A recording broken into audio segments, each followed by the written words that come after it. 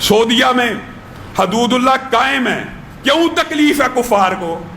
بتائیے، قائم تو سعودیہ میں ہے، حد کے گناہوں کی سزا تو سعودیہ کے شہریوں کو ملتی ہے، تکلیف کفار کو کیوں ہے؟ آپ نے اس بارے میں کبھی غور نہیں کیا؟ میرے بھائیوں، سعودی عرب کے ایک سال کے جرائم کی جو کل تعداد ہے وہ نیو یارک کے ایک دن کے جرائم سے کم ہے۔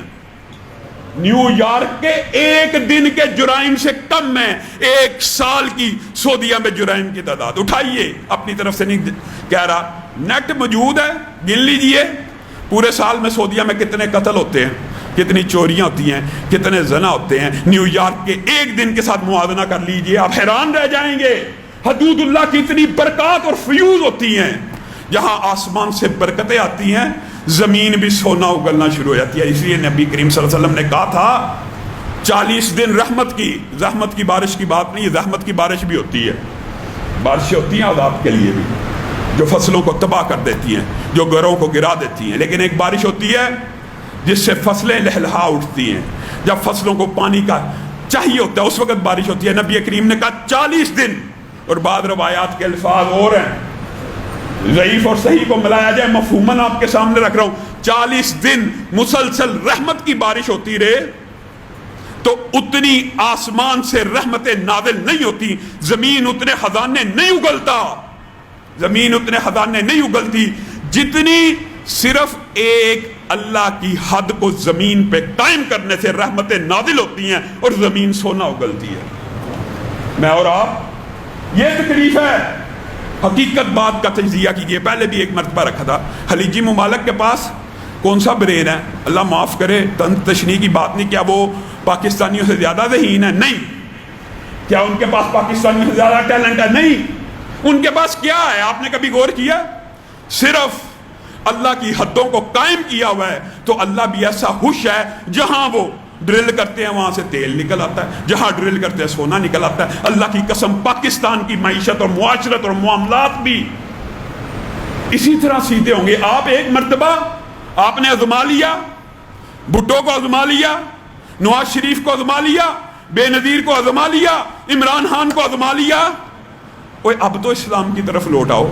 اب ایک چانس، ایک مرتبہ پاکستان کی جو اکثریت ہے مسلمانوں کی، ان کو بھی یہ حق دو کہ وہ اس ملک کے اندر اسلام کے نظام معاشرت، اسلام کے نظام معیشت، اسلام کے نظام عدل، اسلام کے نظام کو نافذ کر دیں۔ نظام صلاۃ، نظام زکوٰۃ۔ آج کرونا بیماری نے اس بات کو بھی ثابت کر دیا، وہ جو جھوٹ بولنے والی عورتیں تھیں نا، جی ہم سے نقاب نہیں لیا جاتا، سانس نہیں آتا، 3 مہینے ہو گئے انہوں نے ماسک نہیں اتارا، 3 مہینے ہو گئے، سانس اب آ رہا ہے۔ یہ جی ہم دکانیں بند کریں گے گاہک چلا جاتا ہے، وہ بدبختو 3 مہینے ہو گیا تم نے دکانوں کو بند کیا۔ ایک اذان کے وقت اللہ کی قسم شٹر ڈاؤن ہو جائے، آسمان سے رحمتوں کا نزول شروع ہو جاتا ہے۔ یہ نظام صلاۃ، یہ نظام زکوٰۃ، یہ نظام پردہ، یہ معیشت، یہ معاشرت، یہ معاملات، یہ ہمارا حق نہیں ہے۔ لیکن جو یہ بات کرے گا کفار کی نظروں میں کھٹکے گا۔ کیوں؟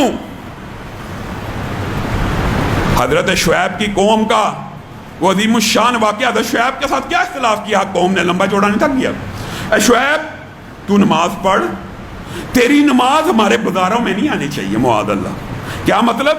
تیرے یہ جو احکامات ہیں نا کہ سود حرام ہے، رشوت حرام ہے، تو مسجد میں نمازیں پڑھ، ہم تیری مسجد کو چاہے سونے کا بنا دیں، پڑھ، ہمیں کیا مسئلہ ہے۔ لیکن اگر تو بازار میں آ کے یہ کہے گا کہ سود سے مالوں کی نشو و نما نہ کرو، رشوت خوری نہ کرو، کم ناپو نہ تولو، ہم تیرے خلاف ہو جائیں گے۔ یہ اصل معاملہ، جب تک دین مسجد میں رہتا ہے، اللہ کی قسم کسی کافر کو کوئی پرابلم نہیں، دین مسجد میں رہے، کوئی پرابلم نہیں۔